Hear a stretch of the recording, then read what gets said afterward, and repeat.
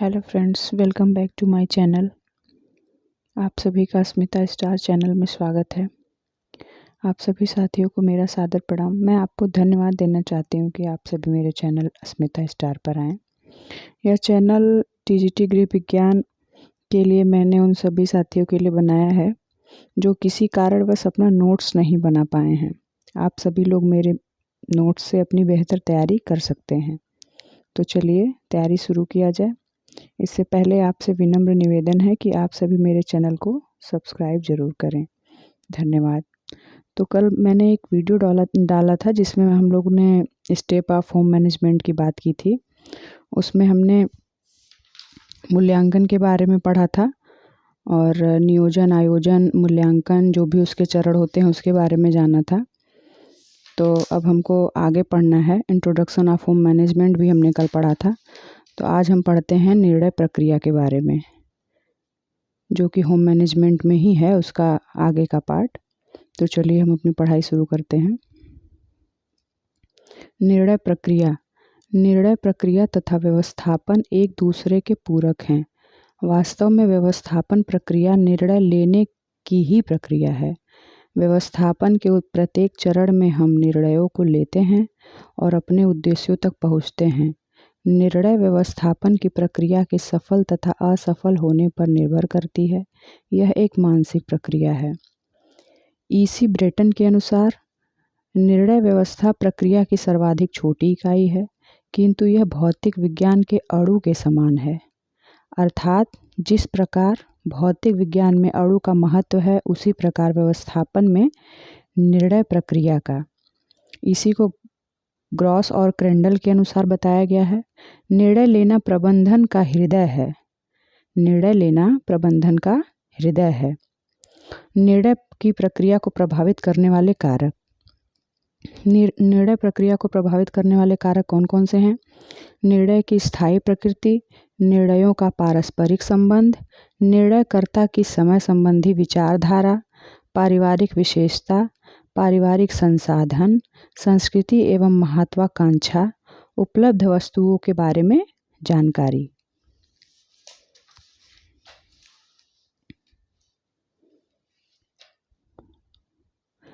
Note में क्या है?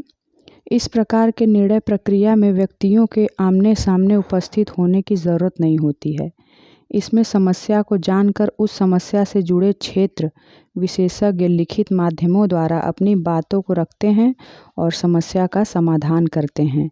निर्णय प्रक्रिया के प्रकार: व्यक्तिगत निर्णय, सामूहिक निर्णय, नैतिक आधारभूत निर्णय जिसको हम नेमी निर्णय भी कहते हैं, आपातकालीन निर्णय जिसको हम आकस्मिक निर्णय भी कहते हैं, कार्यक्रमात्मक निर्णय, अकार्यक्रमात्मक निर्णय।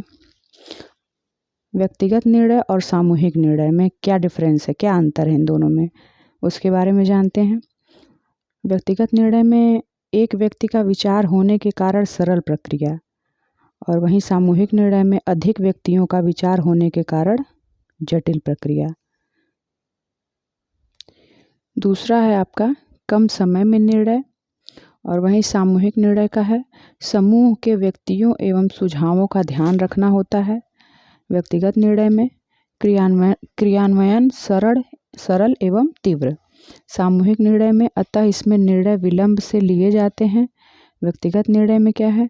व्यक्तिगत हित के लिए कार्य करता है। जो व्यक्तिगत निर्णय होता है वो व्यक्तिगत हित के लिए कार्य करता है। सामूहिक निर्णय क्रियान्वयन जटिल एवं धीमा होता है, सामूहिक हित के लिए काम करता है।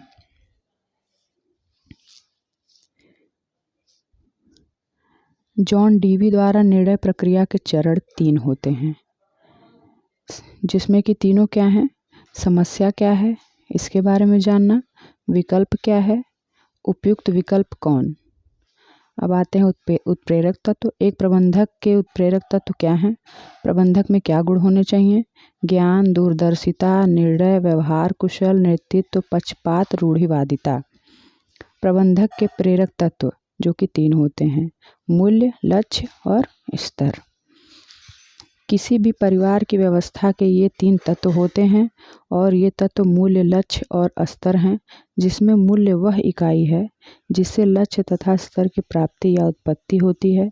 यद्यपि लक्ष्य व स्तर मूल्य पर प्रभाव डालते हैं तथा स्वयं एक दूसरे को भी प्रभावित करते हैं। मूल्य क्या है? मूल्य मानव व्यवहार को प्रेरित करने वाला प्रमुख उत्प्रेरक है। मूल्य निर्णय, विवेचन तथा विश्लेषण का आधार है और इसका जन्म जीवन दर्शन, जिसको हम नज़रिया कहते हैं, से होता है। मूल्य ऐच्छिक होते हैं तथा समय और परिस्थिति के अनुसार परिवर्तित होते रहते हैं। यह धनात्मक और ऋणात्मक हो सकते हैं। मैनवी एक राइटर हैं जिनके अनुसार मूल्य के बारे में बताया गया है। क्या है मूल्य? मैनवी के अनुसार मूल्य वह आदर्श स्तर है जिसमें मनुष्य विकल्पों के चुनाव की प्रक्रिया में प्रभावित होता है। पार्कर के अनुसार प्रेम, सुख, धर्म, बुद्धिमत्ता, विवेक, ज्ञान, आराम, कला, स्वास्थ्य, तकनीकी, संतोष, कार्यकुशलता, महत्वाकांक्षा ऐसे मूल्य हैं जो मानव व्यवहार को नियंत्रित करते हैं। मूल्य ग्रहण करने के चरण: स्वतंत्रता पूर्वक मूल्यों का चयन, विकल्पों के मध्य चयन, विभिन्न विकल्पों का चयन सोच विचार के बाद, मूल्य निर्धारण एवं समर्थन, चयनित मूल्य का क्रियान्वयन, प्रमाणित करना, पुनरावृत्ति करना। अब हमारा लक्ष्य क्या है? गोल। किसी व्यक्ति की वह इच्छा जहाँ तक पहुँचना चाहता है उसे ही लक्ष्य कहते हैं। लक्ष्यों का निर्माण व्यक्ति की इच्छाओं, जीवन मूल्यों, अभिवृत्ति, विचारधारा तथा विगत वातावरण के द्वारा होता है। लक्ष्य श्रृंखलाबद्ध व सदैव परिवर्तित होते रहते हैं। लक्ष्य के प्रकार: तात्कालिक लक्ष्य, अल्पकालिक लक्ष्य, तात्कालिक लक्ष्य को ही हम अल्पकालिक लक्ष्य कहते हैं, और दीर्घकालिक लक्ष्य, साधन समाप्ति लक्ष्य, मध्य अंत लक्ष्य। साधन समाप्ति लक्ष्य जिसको हम मध्य अंत लक्ष्य भी कहते हैं। वास्तव में यह कोई लक्ष्य नहीं होता है बल्कि तत्काल लक्ष्यों को प्राप्त करने के लिए एक साधन के तौर पर होता है। इसे मीन और चैन भी कहते हैं। यह लक्ष्य स्वतः ही कुछ क्रियाओं के बाद प्राप्त हो जाता है, जैसे बैंक से पैसा निकालने हेतु चेक काटना। अब स्तर क्या है? स्टैंडर्ड। स्तर वस्तुओं को नापने हेतु विचार प्रस्तुत करते हैं, कार्य का तरीका बताते हैं और हम इस स्तर को प्राप्त करने की कोशिश में तत्पर रहते हैं। ग्रॉस व क्रेंडल के अनुसार स्तर गृह व्यवस्था से संबंधित अधिकांश स्तरों को जीवन को रहने योग्य बनाने हेतु आवश्यक समझी जाने वाली स्थितियों के मानसिक चित्र के रूप में समझी जा सकती है। ग्रॉस व क्रेंडल के अनुसार स्तर 2 प्रकार के होते हैं। पहला है परंपरागत स्तर, दूसरा है परिवर्तनशील, जिसको हम नमनीय स्तर भी कहते हैं। परंपरागत स्तर क्या है? जो समय के साथ न बदले। और परिवर्तनशील स्तर क्या है? जो समयानुसार बदल जाए, ठीक उसका उल्टा। निकिल व डार्सी के अनुसार स्तर को 3 वर्गों में विभाजित किया गया है, जिसमें कि पहला है संतुष्टि के आधार पर, स्थिरता एवं परिवर्तनशीलता के अनुसार, गुणों के आधार पर।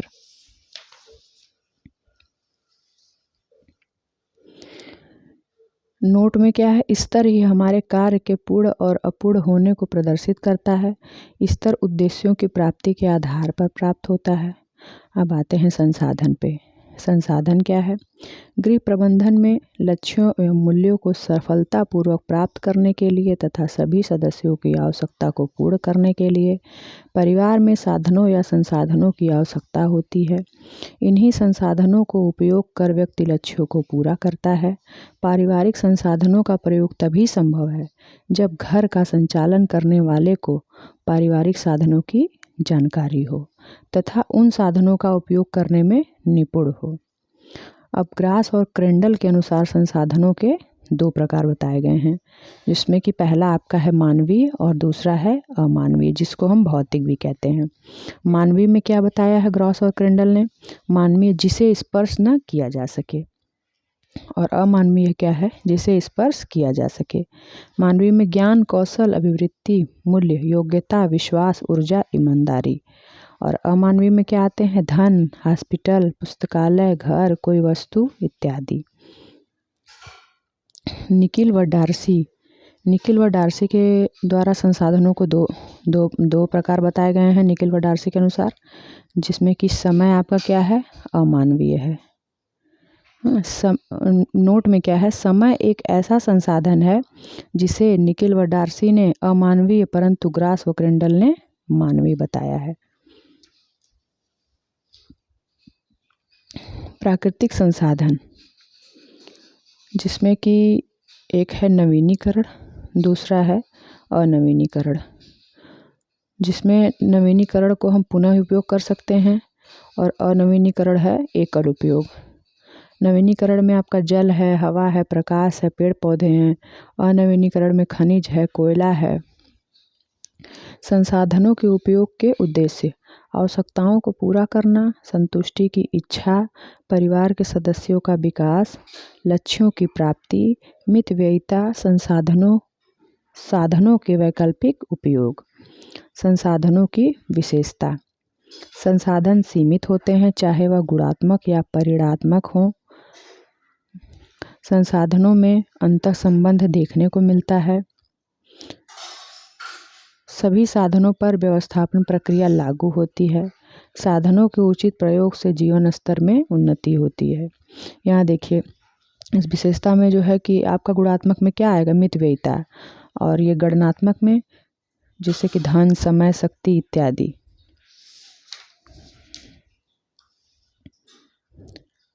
नोट में क्या है, इंडिया के फ्रेंचलिक ने जुलाई 1961 में गृह अर्थशास्त्र के सेमिनार में साधनों का वर्गीकरण किया है।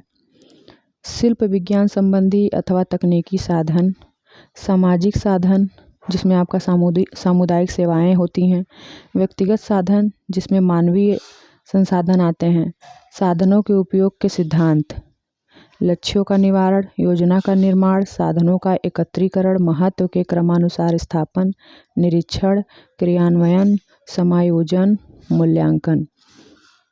संचित कोष, ऐसे संसाधन जिनकी तकनीकी उपलब्ध तो है, अभी उपयोग न आरंभ करके बल्कि भविष्य के लिए उसे सुरक्षित रख दिया जाता है, जैसे भारत में नदियों का जल भंडार। अब आपका होम मैनेजमेंट में ही एक आपका आता है life cycle, family life cycle. परिवार का आरंभ विवाह संस्कार से होता है। इसमें युवक युवती विवाह कर एक नए परिवार का आरंभ करते हैं। विवाह के पश्चात संतान का जन्म होता है, उनका पालन पोषण, शिक्षा दीक्षा देकर उन्हें आत्मनिर्भर बनाते हैं और संतान बाद में अपना अलग परिवार बना लेते हैं। पुनः पति पत्नी अकेले रह जाते हैं और यह जीवन चक्र प्रत्येक परिवार में चलता रहता है। इसी चक्र को ही पारिवारिक जीवन चक्र कहते हैं। पारिवारिक जीवन चक्र को ग्रॉस और क्रेंडल के द्वारा क्या बताया गया है, परिवार दो संबंधित छोटे व्यक्तियों से आरंभ होता है। अपनी विस्तृत अवस्था में यह वृद्धि करता है और अंत में फिर वह दो वृद्ध व्यक्ति पर आ जाता है। पारिवारिक जीवन चक्र, पारिवारिक जीवन चक्र जिसमें कि आपकी 3 अवस्थाएं आती हैं, प्राथमिक अवस्था, विस्तृत अवस्था और संकुचित अवस्था। प्रारंभिक अवस्था ही आपका सामंजस्य है, स्थापत्य काल्य भी इसको कहते हैं। और विस्तृत अवस्था क्या है, विस्तृत अवस्था में शिशु का आगमन, पालन पोषण की अवस्था, इसी में आपका प्राथमिक शिक्षा है, माध्यमिक शिक्षा है, विश्वविद्यालयी शिक्षा है तथा व्यावसायिक समायोजन है। संकुचित अवस्था में सेवानिवृत्ति, आर्थिक पुनर्नियोजन का काल है।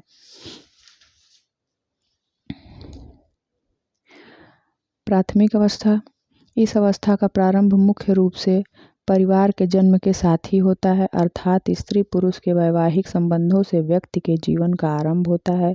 जीवन की प्रथम अवस्था में पति एवं पत्नी विवाहोपरांत एक साथ रहते हैं तथा आपस में सामंजस्य स्थापित करते हैं। इस अवस्था में नवविवाहित पति पत्नी होने के कारण गृहिणी का कार्यभार हल्का होता है। यह अवस्था सामंजस्य स्थापित करने की अवस्था है, इसलिए इसे स्थापत्य काल कहते हैं। ग्रास और क्रेंडल के अनुसार प्रथम अवस्था में दीर्घकालीन लक्ष्य, कार्य की आदतें, उत्तरदायित्व का विभाजन और अन्य प्रारूप निर्धारित किए जाते हैं।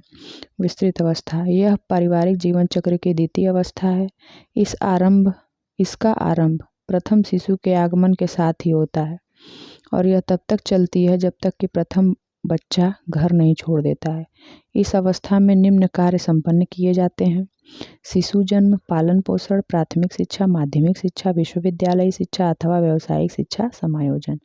संकुचित अवस्था: इस अवस्था में व्यक्ति विशेष का विकास नहीं होता है, बल्कि बच्चों का व्यावसायिक समायोजन, विवाह इत्यादि शामिल होते हैं। यह वह अवस्था है जब बच्चे शिक्षित हो जाते हैं, आर्थिक रूप से आत्मनिर्भर हो जाते हैं, उनका विवाह हो जाता है अथवा वह शिक्षा के लिए घर त्याग देते हैं। यह अवस्था तब तक चलती है जब तक कि परिवार का अंतिम बच्चा स्वतंत्र नहीं हो जाता है। अब सेवानिवृत्ति, वृद्धावस्था, विश्राम काल, इस अवस्था को आर्थिक पुनर्नियोजन का काल भी कहा जाता है। इस अवस्था में माता पिता पति पत्नी के रूप में अकेले रह जाते हैं तथा बच्चे स्थापित हो जाते हैं। इस अवस्था में दूसरों पर व्यय किया जाने वाला समय व धन की बचत होती है तथा कार्यभार, आय एवं खर्चे भी कम हो जाते हैं।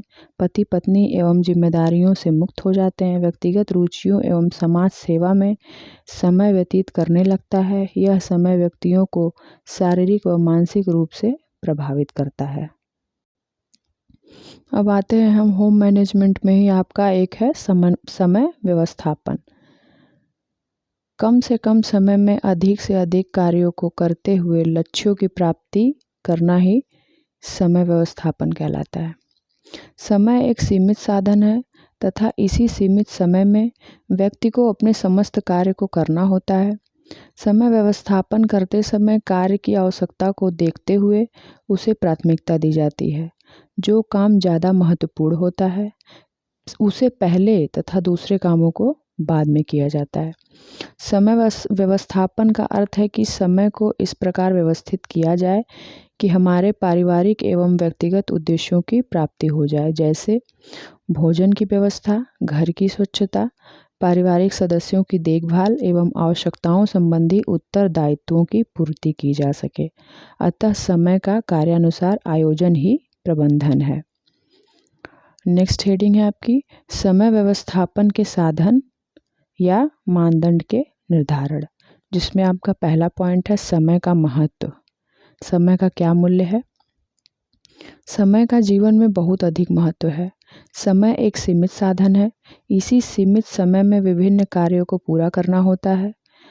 अतः 24 घंटे को इस प्रकार विभाजित करना चाहिए कि कम से कम समय में अधिक से अधिक क्रियाओं को संपन्न किया जा सके।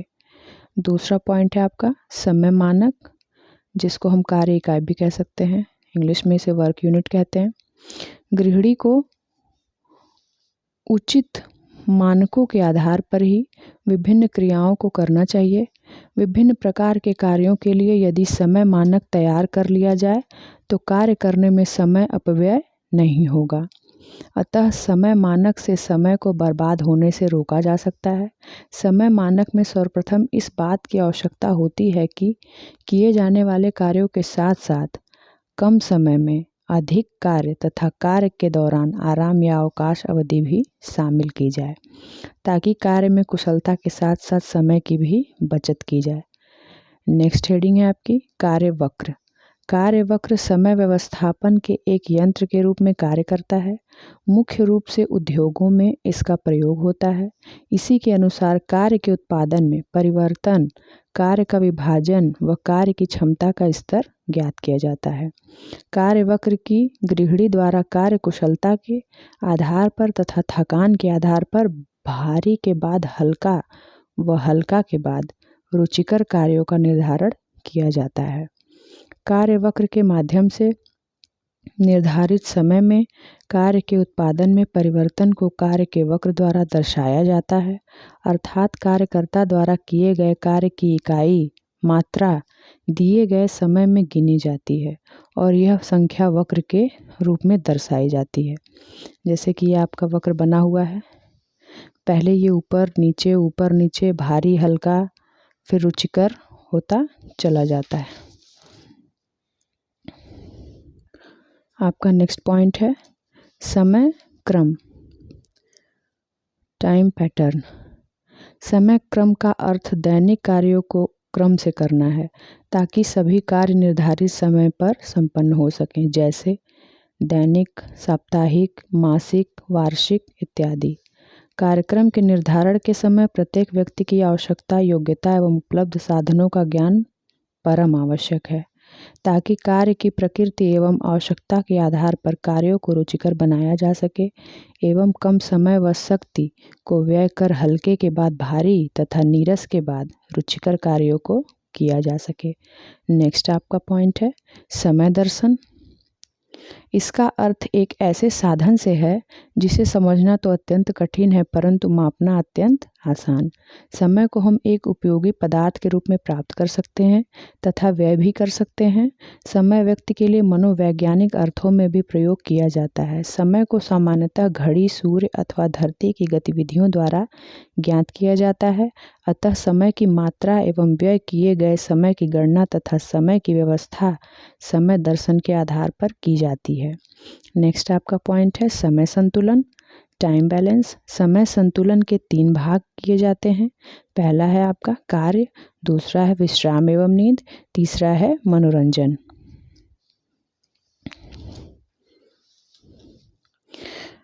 अब आपका पहला पॉइंट जिसमें विश्राम काल है।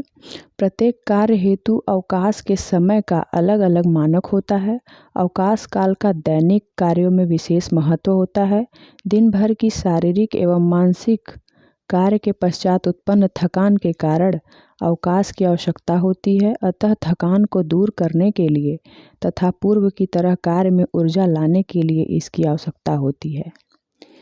मानसिक कार्य हेतु 40 मिनट में 2 मिनट का विश्राम आवश्यक होता है और मध्यम क्रियाशीलता वाले व्यक्तियों के लिए कार्य के समय का 16% विश्राम। अधिक शारीरिक श्रम करने वालों को कुल कार्य 57% विश्राम करना चाहिए। समय मापन यंत्र जो कि 3 हैं। पहला है पीक लोड, दूसरा कार्यवक्र, तीसरा है आपका विश्राम। पीक लोड क्या है? प्रत्येक गृहिणी के लिए दिन भर में एक ऐसा समय आता है जब कई सारे कार्य अधिक मात्रा में एकत्रित हो जाते हैं तथा कार्यभार में वृद्धि हो जाती है। उसी समय को पीक लोड कहते हैं।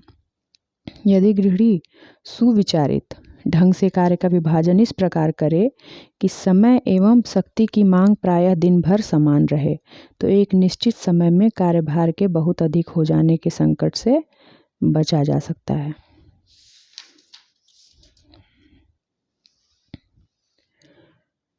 समय समायोजन का क्रम।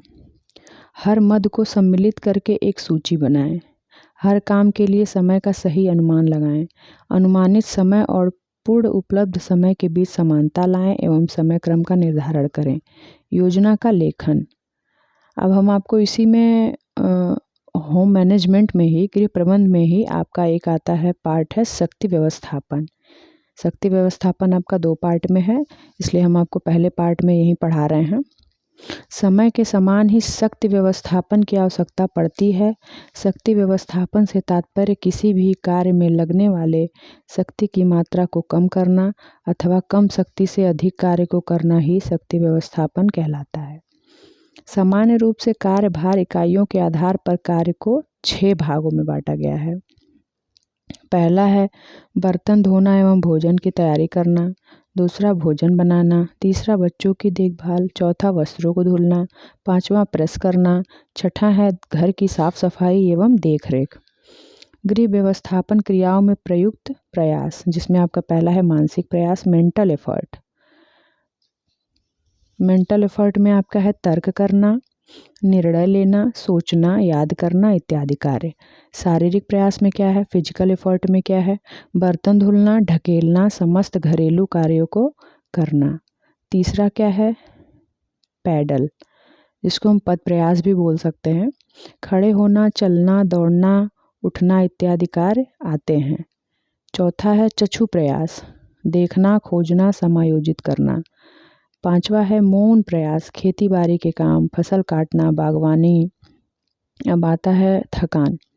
शक्ति व्यवस्थापन में थकान का बहुत ही महत्वपूर्ण योगदान है। प्रत्येक व्यक्ति अपनी शारीरिक एवं मानसिक क्षमता से अधिक अथवा क्षमता के अनुरूप ही कार्य करता है, परंतु कार्य के दौरान एक ऐसा समय आ जाता है जब व्यक्ति के कार्य की कुशलता में कमी आने लगती है और व्यक्ति ऐसी स्थिति में बिल्कुल कार्य नहीं कर पाता है, भले ही वह उस कार्य में कितना ही निपुण क्यों न हो। जब थकान हो जाएगी तो किसी भी काम में कोई व्यक्ति कितना भी निपुण, कितना भी अच्छा क्यों ना हो, लेकिन जब थकान हो जाएगी तो वो उस समय थक ही जाएगा। थकान क्या है? थकान आपकी दो प्रकार की है, एक शारीरिक है, एक मानसिक है, जिसको हम मानसिक को मनोवैज्ञानिक भी कह सकते हैं। शारीरिक में आपका क्या है? लैक्टिक एसिड का जमाव। मानसिक में आपके दो प्रकार हैं, पहला आपका नीरस है और दूसरा है कुंठाजन्य। कुंठाजन्य क्या है कि असफलता का डर। थकान के प्रकार, मुख्य रूप से थकान दो प्रकार की होती है,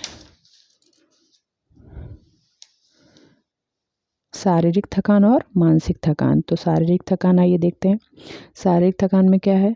किसी व्यक्ति द्वारा लगातार कार्य करने से उत्पन्न थकान को शारीरिक थकान कहते हैं।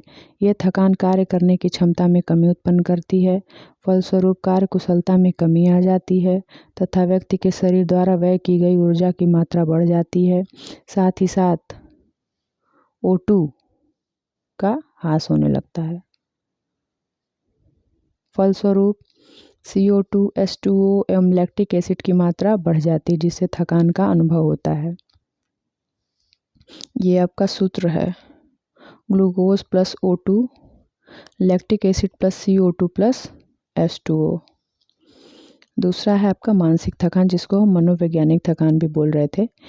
इसे दो भागों में विभाजित किया गया है, जिसमें कि आपका पहला है नीरस थकान और दूसरा है आपका कुंठाजन्य थकान। तो नीरस थकान देखते हैं। इससे तात्पर्य उस थकान से है जिसमें व्यक्ति को बोरियत महसूस होती है। इसमें निम्न लक्षण देखने को मिलते हैं, जैसे कार्य में अरुचि, मस्तिष्क का भारीपन, सोचने समझने में कमी, कार्य के प्रति उदासीनता, समय धीरे धीरे गुजरने का आभास इत्यादि। जब किसी काम में नीरस लगेगा तो वैसे ही मन नहीं लगेगा।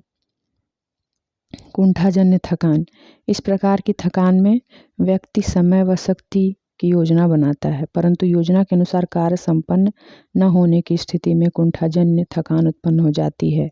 इसमें असंतोषजन्य कार्य, असफलता का डर, सफलता में संदेह, प्रोत्साहन में कमी इत्यादि लक्षण देखने को मिलते हैं। थकान को दूर करने के उपाय। विश्राम काल आपका पहला है। दूसरा, प्रेरणा या उत्तेजना की आवश्यकता। सरल लक्ष्य, कार्य के प्रति जागरूक होना। उचित शारीरिक स्थिति, कार्य में रुचि उत्पन्न करना, कार्य में परिवर्तन लाना, कुंठाजन्य थकान दूर करना। अब इसी में शक्ति व्यवस्थापन का पार्ट 2 है। अभी हम पार्ट 1 पढ़े हैं, जो कि यहाँ तक कंप्लीट हो गया आपका थकान को दूर करने के उपाय तक। अब आपका इसी का शक्ति व्यवस्थापन का पार्ट 2, जिसमें आपका कार्य सरलीकरण आता है। कार्य सरलीकरण क्या है? किसी भी कार्य को करने के उस ढंग को जिसमें समय और शक्ति की बचत हो तथा कार्य की गति समान हो, तो उसे ही कार्य सरलीकरण कहते हैं। किसी कार्य को करने में लगने वाले समय में कमी आ जाती है तो शक्ति का व्यय कम हो जाता है। कार्य सरलीकरण में समय और शक्ति दोनों का ही मिश्रित रूप से व्यवस्थापन होता है। नोट: सबसे पहले अमेरिकन हार्ट एसोसिएशन ने शारीरिक रूप से अपंग महिलाओं के लिए इसके महत्व को बताया था। ग्रॉस व क्रेंडल के अनुसार कार्य सरलीकरण का अर्थ है कि निर्धारित समय व शक्ति की मात्रा में अधिक कार्य संपादित करना, अथवा कार्य की निश्चित मात्रा को संपन्न करने के लिए समय या शक्ति अथवा दोनों की मात्रा को कम करने का प्रयत्न है। कार्य को सरल बनाने में योगदान देने वाले तत्व। कार्य को सरल बनाने में आपके योगदान देने वाले तत्व कौन कौन से हैं? कार्य, पहला आपका कार्य आता है जो सरल बनाएगा। कार्य करता है, कार्य क्षेत्र है। कार्य में क्या है? कार्य करते समय गृहिणी को ध्यान रखना चाहिए कि किस प्रकार से कार्य करें जिससे समय व शक्ति की बचत संभव हो। जैसे कपड़े को साबुन से रगड़ रगड़ कर धोने से अच्छा है कि इसे कुछ देर पहले साबुन के पानी में भिगो दिया जाए। कार्यकर्ता, गृहिणी को कार्य करने में उपयुक्त ढंग का पता होना चाहिए तथा शरीर संचालन का भी ज्ञान होना चाहिए। कार्यकर्ता की क्रियाशीलता के निर्धारक तत्व निम्न हैं। शरीर के अंगों की उचित मुद्रा स्थिति, गुरुत्वाकर्षण केंद्र का ध्यान रखना, शरीर के पास कर वजन उठाना, लय में काम करना, एक तरह के काम एक बार, मांसपेशियों का कुशलतापूर्वक प्रयोग, बड़ी मांसपेशियों का अधिक प्रयोग, वेग का लाभ उठाना यानी कि लगातार गति करना। कार्य क्षेत्र, कार्य स्थिति इसके अंतर्गत क्या है? इसके अंतर्गत गृहिणी के पास किस प्रकार उपकरण सुविधाएं उपलब्ध हैं सम्मिलित किए जाते हैं। कार्य क्षेत्र गृहिणी की सुविधानुसार होना चाहिए। वर्क एरिया ऑफ रीच, यह वह स्थान होता है जहां तक गृहिणी का हाथ पहुंच सके। मैक्सिमम आपका 210 सेंटीमीटर, इफेक्टिव 145 सेमी, नॉर्मल आपका 80 से 90 सेंटीमीटर। नोट में क्या है?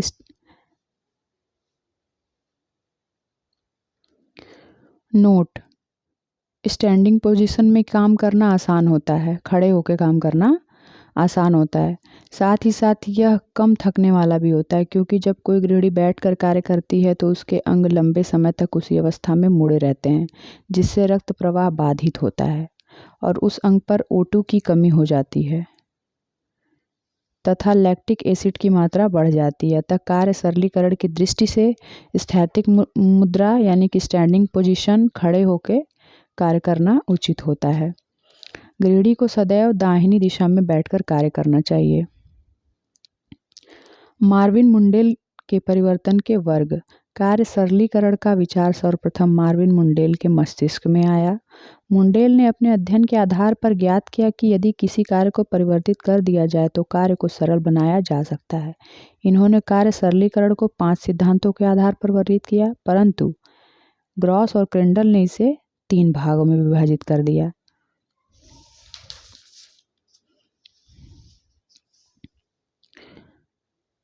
हाथ एवं शरीर की गति में परिवर्तन। 5 मुंडेल ने बताया है ना, तो वही पांचों यहाँ पे है। हाथ एवं शरीर की गति में परिवर्तन, संग्रहीकरण व उपकरण में परिवर्तन, उत्पाद में, अंतिम उत्पाद में परिवर्तन, कच्चे माल में परिवर्तन। कार्य में कमी, कार्य का प्रभावशाली क्रम, गुरुत्वाकर्षण का उपयोग, कार्य में गति, कार्य में निपुणता, गृह कार्यों में उचित स्थिति। अब इसी में आपका है तकनीकी। तकनीकी क्या है? ये 2 प्रकार से बताई गई है, औपचारिक और पेन और पेंसिल। औपचारिक में आपका साइकिल ग्राफ आता है, इसमें रोशनी, बल्ब, हाथ, माइक्रो मोशन, छोटे छोटे स्टेप उपकरण, stop watch, time, memo motion, घुमाव, पिक्चर। और आपका पेन और पेंसिल में आपका प्रोसेस चार्ट है, ऑपरेशन है, दोनों हाथ, पाथवे, मल्टीमैन, इन सब के बारे में भी आगे मैं बताऊंगी। पहला है हाथ एवं शरीर की गतियों में परिवर्तन। यहाँ पे आपने पढ़ा था ना, ये जो 5 प्रकार मुंडेल ने बताए हैं उसी का ये पहला यहाँ पे है, हाथ एवं शरीर की गतियों में परिवर्तन। कार्यकर्ता के हाथ और शारीरिक क्रियाओं में परिवर्तन इस प्रक्रिया में शामिल हैं। इसमें कार्य का स्थान एवं उपकरण पूर्व की भांति ही होते हैं। इसमें सिर्फ समय और शक्ति की बचत की जाती है ताकि अनावश्यक प्रक्रियाओं को समाप्त कर शरीर संबंधी क्रियाओं में आसानी से परिवर्तन किया जा सके, अर्थात कार्य को गति प्रदान की जा सके एवं कार्यानुभव के आधार पर कार्य का सही अनुक्रम एवं कार्य में निपुणता का प्रदर्शन किया जा सके। कार्य संग्रहीकरण, स्थान व उपकरण में परिवर्तन। कार्य की उचित ऊंचाई तथा चौड़ाई व नए उपकरणों के प्रयोग, संग्रह, स्थान एवं संगठन तथा उपकरणों की पुनर्व्यवस्था में परिवर्तन ही संग्रहीकरण, स्थान एवं उपकरण में परिवर्तन है। उत्पाद में परिवर्तन। उत्पाद में परिवर्तन या तो विभिन्न कच्चे पदार्थों के प्रयोग करने के परिणाम स्वरूप होते हैं अथवा कच्चे पदार्थों एवं तैयार पदार्थों में परिवर्तन के परिणाम स्वरूप होते हैं, जैसे मेज पर कपड़े के स्थान पर प्लास्टिक के मेजपोश का प्रयोग करना। अब कार्य सरलीकरण की तकनीकी क्या है? वो ये भी 2 है, वो जो अभी पीछे आपको बताया गया है, औपचारिक और पेन पेंसिल, वही चीज़ यहाँ पे है। Cycle graph, micro motion, stop watch, memo motion, process chart आपका पेन पेंसिल में है, ऑपरेशन चार्ट, पाथवे चार्ट, मल्टीमैन। अब हम आते हैं साइकिल ग्राफ विधि पे। इस विधि में किए जाने वाले कार्यों को तथा उसमें उत्पन्न गतियों का अध्ययन करने हेतु एक फोटोग्राफिक यंत्र क्रोमोसाइकल ग्राफ का प्रयोग किया जाता है। इस क्रिया में जिस किसी भी अंग की गतियों का अध्ययन करना होता है उसे यंत्र द्वारा जोड़ दिया जाता है तथा गतियों को बल्ब की रोशनी तथा रेखीय चित्रण के माध्यम से दर्शाया जाता है तथा यह जांच की जाती है कि कार्य तर्कपूर्ण है अथवा नहीं, लयपूर्ण है अथवा नहीं। इस प्रक्रिया में कमियों को ज्ञात करने हेतु दोनों हाथ के बीच की उंगली में एक छोटा बल्ब लगा दिया जाता है जिससे कार्य की फिल्म तैयार की जाती है और अध्ययन किया जाता है। अब माइक्रो मोशन विधि क्या है ये जान लीजिए। इस क्रिया में क्रिया विशेष पर छोटे छोटे चरणों में अध्ययन किया जाता है तथा प्राप्त परिणामों को एवं क्रिया से संबंधित गतियों का फिल्मी चित्रण तैयार किया जाता है। इस क्रिया में उपकरणों के प्रयोग पर भी विशेष ध्यान दिया जाता है जिससे कार्यकर्ता की प्रत्येक गति का सही रिकॉर्ड तैयार किया जा सके। स्टॉप वॉच विधि क्या है। स्टॉप वॉच द्वारा 1 सेकंड के 0.036वें भाग तथा 1 मिनट के 0.000633वें भाग को मापा जा सकता है। इससे समय मापन की माप बिल्कुल सही ढंग से हो जाती है तथा किस कार्य को कितना समय लगा है इसका मापन सबसे उचित ढंग से हो जाता है। मेमो मोशन विधि क्या है। ये सारे पॉइंट आपके एग्जाम में पूछे गए हैं। मेमो मोशन विधि जान लीजिए। इसके अंतर्गत कार्य में व्यय समय को मापने हेतु उपकरण अथवा फ्रेम द्वारा गणना की जाती है। इसमें कार्य की गति को विशेष महत्व दिया जाता है तथा शरीर के घुमाव का चित्रण भी किया जाता है। पेन पेंसिल तकनीकी क्या है। कार्य सरलीकरण की यह दूसरी प्रमुख तकनीकी है जो व्यवहार पर आधारित है। इस विधि का प्रयोग व्यक्ति विशेष के घर अथवा समूह में प्रयोग किया जा सकता है। इसके अंतर्गत निम्न प्रक्रियाएं शामिल होती हैं।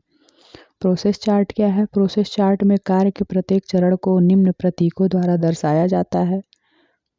जैसे ये आपका सिंबल है, अगर इस तरह का सिंबल रहेगा तो एक स्थान से दूसरे स्थान पर जाना, थोड़ा इससे बड़ा मतलब जो भी इसको गोला समझ लीजिए, इससे बड़ा तो इसमें कार्य करना, त्रिभुज है तो अवरोध है, आयत है तो निरीक्षण है और इस तरह का है तो एक साथ 2 काम हो जाएगा।